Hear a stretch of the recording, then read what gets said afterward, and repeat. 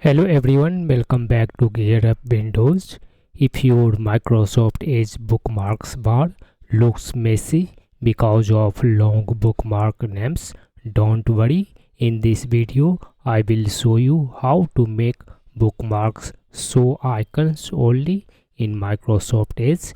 This will make your browser look clean and more professional. First, make sure that the favorite bar is visible.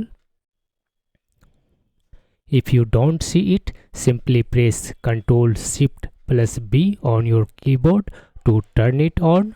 Now go to bookmarks bar, right click on the bookmark you want to see only icon, and then you need to check this one option that says show icons only.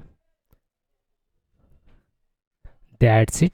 The bookmark names will disappear and only the website icon will remain visible.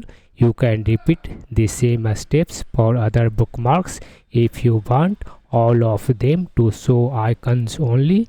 This method helps you save a space and gives your browser a minimal and clean look. If you find this video helpful, don't forget to like, share and subscribe to GearUpWindows for more useful Windows and browser tips.